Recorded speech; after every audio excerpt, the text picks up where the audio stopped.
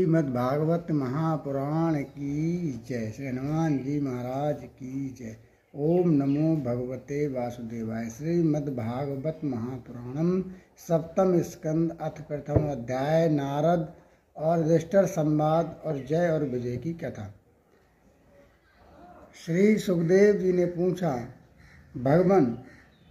भगवान तो स्वभाव से ही भेदभाव से रहित हैं, सम हैं, समस्त प्राणियों के प्रिय और सुहृदय हैं। फिर उन्होंने जैसे कोई साधारण मनुष्य भेदभाव से अपने मित्र का पक्ष ले और शत्रु का अनिष्ट करे, उसी प्रकार इंद्र के लिए दैत्यों का वध क्यों किया।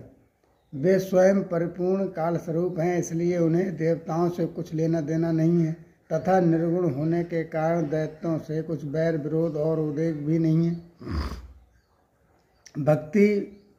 भगवत प्रेम के सौभाग्य से संपन्न महात्मन, हमारे चित्त में भगवान के समतत्व आदि गुणों के संबंधों में बड़ा भारी संदेह हो रहा है, कृपया आप उसे मिटाइए। श्री सुखदेव जी ने कहा, महाराज, भगवान के अद्भुत चरित्र के संबंध में तुमने बड़ा सुंदर प्रश्न किया, क्योंकि ऐसे प्रसंग प्रहलाद आदि भक्तों की महिमा से परिपूर्ण होते हैं, जिसके श्रवण से भगवान की भक्ति बढ़ती है। इस परम पूर्णमय प्रसंग को नारद आदि महात्मा गण बड़े प्रेम से गाते हैं। अब मैं अपने पिता श्री कृष्ण द्वैपायन मुनि को नमस्कार करके भगवान की लीला कथा का वर्णन करता हूँ। वास्तव में भगवान निर्गुण, अजन्मा, अव्यक्त और प्रकृति से परे हैं। ऐसा होने पर भी अपनी माया के गुणों को स्वीकार करके वे बाध्य बाधक भावों अर्थात मरने और मारने वाले दोनों के परस्पर विरोधी स्वरूप को ग्रहण करते हैं।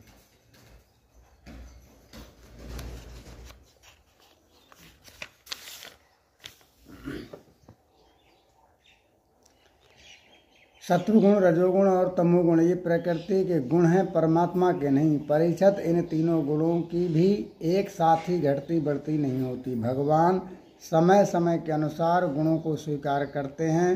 सत्वगुण की वृद्धि के समय देवता और ऋषियों का, रजोगुण की वृद्धि के समय दैत्यों का और तमोगुणी वृद्धि के समय वे यक्ष एवं राक्षसों को अपनाते हैं, उनका अभियुक्त करते हैं। जैसे व्यापक अग्नि, काष्ठ आदि भिन्न भिन्न आश्रम में रहने पर भी उनसे अलग नहीं जान पड़ती, परंतु मंथन करने पर वो प्रकट हो जाती है। वैसे ही परमात्मा सभी शरीर में रहते हैं, अलग अलग नहीं जान पड़ते, परंतु विचारशील पुरुष हृदय मंथन करके उनके अतिरिक्त सभी वस्तुओं का बाध करके अनंत अपने हृदय में ही अंतर्यामी स्वरूप से उन्हें प्राप्त कर लेता है। जब परमेश्वर अपने लिए शरीर का निर्माण करना चाहते हैं, तब अपनी माया से रजोगुण की अलग सृष्टि करते हैं। जब वे विचित्र योनियों में रमण करना चाहते हैं, तब सत्वगुण की सृष्टि करते हैं, और जब वे शयन करना चाहते हैं, तब तमोगुण बढ़ा देते हैं। परीक्षित, भगवान संकल्प हैं, सत्य संकल्प हैं। वे ही जगत की उत्पत्ति के निमित्त भूत, प्राकृतिक और पुरुषों के सहकारी, मतलब जो इससे सहायता करते हैं, सहकारी एवं आश्रय काल की सृष्टि करते हैं। इसलिए वे काल के अधीन नहीं है, काल ही उनके अधीन है। राजन, ये काल स्वरूप ईश्वर जब सत्वगुण की वृद्धि करते हैं, तब सत्वमय देवताओं का बल बढ़ाते हैं, और तभी वे परम ऐश्वर्य देव प्रिय परमात्मा देव विरोधी रजोगुणी एवं तमोगुणी दैत्यों का संहार करते हैं। परंतु वस्तुतः वे सम ही हैं। राजन, इसी विषय में देवर्षि नारद ने बड़े प्रेम से एक इतिहास कहा है। उस समय की बात है, जब राजसूय यज्ञ करके तुम्हारे दादा युधिष्ठिर उनसे इस संबंध में प्रश्न किया था। उस महान राजसूय यज्ञ में राजा युधिष्ठिर ने अपनी आंखों के सामने बड़े आश्चर्य की घटना देखी। चेदिराज शिशुपाल सबके देखते देखते भगवान श्री कृष्ण में समा गया। वही देवर्षि नारद भी बैठे हुए थे। उस समय वहीं देवर्षि नारद जी बैठे हुए थे। इस घटना में आश्चर्यचकित होकर राजा युधिष्ठिर ने बड़े बड़े मुनियों से भरी सभा में उस यज्ञ मंडप में ही देवर्षि नारद से ही प्रश्न पूछ लिया। श्री युधिष्ठिर महाराज ने पूछा, हो ये बड़ी विचित्र बात है। परम महातत्व भगवान श्री कृष्ण में समा जाना तो बड़े बड़े अन्य भक्तों के लिए भी दुर्लभ है, फिर भगवान से द्वेष करने वाले शिशुपाल को ये गति कैसे मिली। नारद जी, इसका रहस्य हम सभी जानना चाहते हैं। पूर्व काल में भगवान की निंदा करने के कारण ऋषियों ने राजा बेन को नगर में डाल दिया था। ये दमघोड़ का लड़का पापात्मा शिशुपाल और दुर्बुद्ध दंतवक्र दोनों ही जब से तुतला कर बोलने लगे थे, तब से आज तक अब तक भगवान से दोषी करते रहे। अविनाशी परब्रह्म भगवान श्री कृष्ण को ये पानी पी पी कर गाली देते रहे, परंतु इसके फलस्वरूप ना तो इनकी जीभ में कोढ़ हुआ और न इन्हें घोर अंधकार में नरक की प्राप्ति हुई। प्रत्युत जिन भगवान की प्राप्ति अत्यंत कठिन है, उन्हीं में ये दोनों सबके देखते देखते अनायास ही लीन हो गए। इसका क्या कारण है? हवा के झरोके से लड़खड़ाती हुई दीपक की लौ समान मेरी बुद्धि इस विषय में बहुत आगा पीछा कर रही है। आप सर्वज्ञ हैं, अतः इस अद्भुत घटना का रहस्य समझाइए। तब श्री सुखदेव जी कहते हैं, सर्व समर्थ देवर्षि नारद राजा के ये प्रश्न सुनकर बहुत प्रसन्न हुए। उन्होंने युधिष्ठिर को संबोधित करके भरी सभा में सबको सुनाते हुए कथा कही।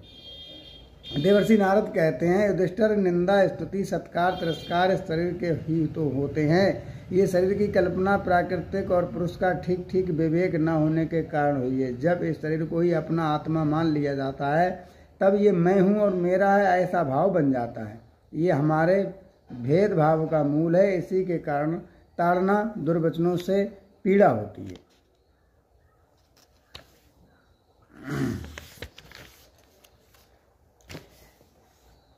जिस शरीर में अभिमान हो जाता है कि ये मैं हूँ, ये शरीर के बद से प्राणियों को अपना बद जान पड़ता है, किंतु भगवान में तो जीवों के समान ऐसा अभिमान है नहीं, क्योंकि वे सर्वात्मा अद्वितीय हैं।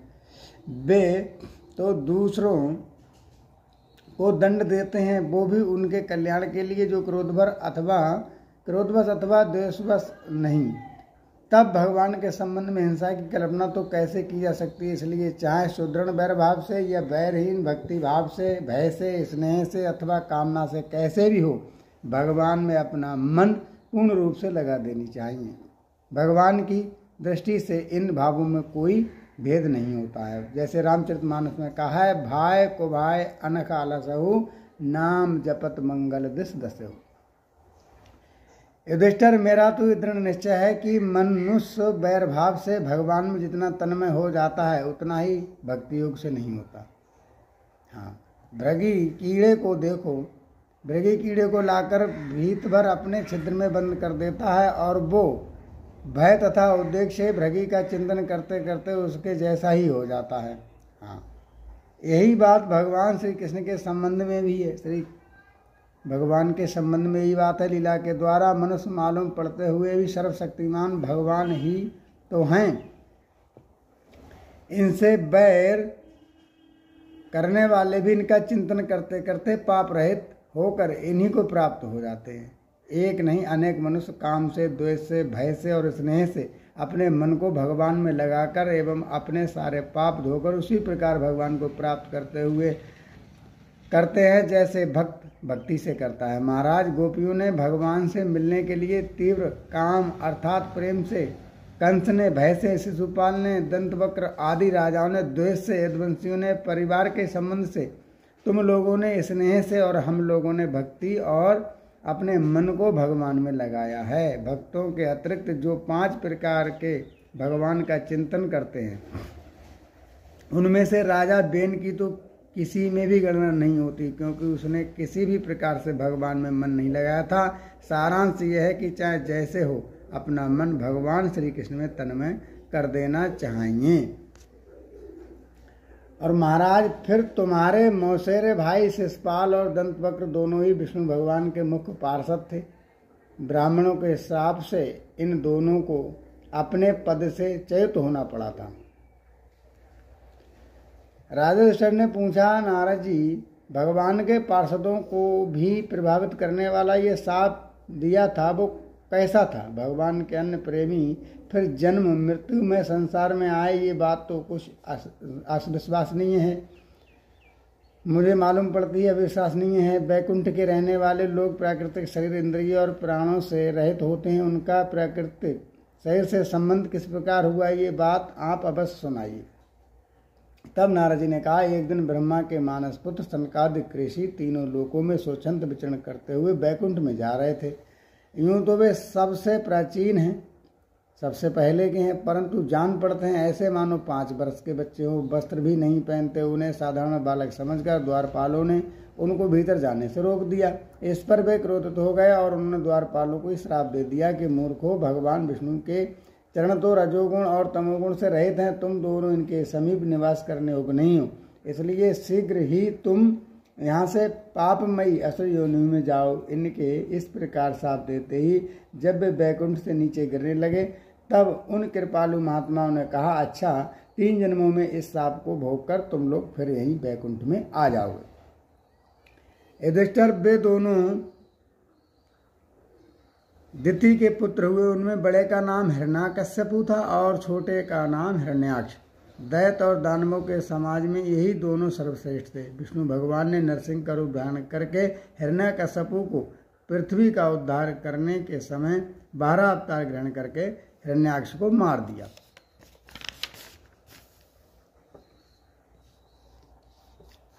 और हिरण्याकश्यपु ने अपने पुत्र प्रहलाद को भगवत प्रेमी होने के कारण मार डालना चाहा और इसके लिए उन्हें बहुत सी यातनाएं दी, परंतु प्रहलाद जी तो सर्वात्मा भगवान के परम प्रिय हो चुके थे, समदर्शी हो चुके थे। उन्हें उनके हृदय में अटल शांति थी, भगवान के प्रभाव से वे सुरक्षित थे, इसलिए तरह तरह की चेष्टा करने पर भी हिरण्याकश्यपु उनको मार डालने में समर्थ न हुआ। युधिष्ठिर वे ही दोनों विश्रवा मुनि के द्वारा केसनी कैकसी के गर्भ से राक्षसी के रूप में पैदा हुए। उनका नाम था रावण और कुंभकर्ण। उनके उत्पातों से सब लोगों में आग सी लग गई थी। उस समय भी भगवान ने उन्हें सांप से छुड़ाने के लिए राम रूप से उनका वध किया। युधिष्ठिर मार्कंड मुनि के मुख से तुम भगवान से राम का चरित्र सुनोगे। मार्कंड जी सुनाएंगे। अच्छा, वे ही दोनों जय विजय जन्म में तुम्हारी मौसी के लड़के शिशुपाल और दंतवक्र के रूप में क्षत्रिय कुल में उत्पन्न हुए थे। भगवान श्री कृष्ण के चक्र स्पर्श प्राप्त हो जाने से उनके सारे पाप नष्ट हो गए और वे सनकादिक के साप से मुक्त हो गए।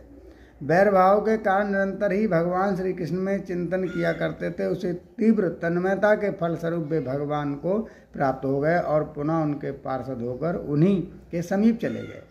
युधिष्ठिर जी, तुमने पूछा भगवान हिरण्याकश्यपु ने युधिष्ठिर जी ने पूछा, भगवान हिरण्याकश्यपु ने अपने स्नेह भाजन पुत्र प्रहलाद से इतना द्वेष क्यों किया? फिर प्रहलाद तो महात्मा थे। साथ ही ये भी बतलाइए कि किस साधन से प्रहलाद भगवानमय हो गए। अब इत्य श्रीमद्भागवत पुराण परमहंसा संहिता है, 7वें स्कंद है। प्रहलाद जी का चरित्र जो है प्रथम अध्याय वो बंद हुआ। अब ये कल की कथा में आप शेष भाग सुनेंगे। अथ द्वितीय अध्याय, हिरण्याक्ष का वध होने पर हिरण्याकश्यपु का अपनी माता और कुटुंबियों को समझाना। बोली भागवत भगवान की जय। श्री हनुमान जी महाराज की जय। आज के लिए इतना ही। एक अध्याय हम रोजाना आपको श्रवण कराते हैं और हम भी करते हैं। जय श्री राधे, जय श्री श्याम, जय जय श्री सीताराम।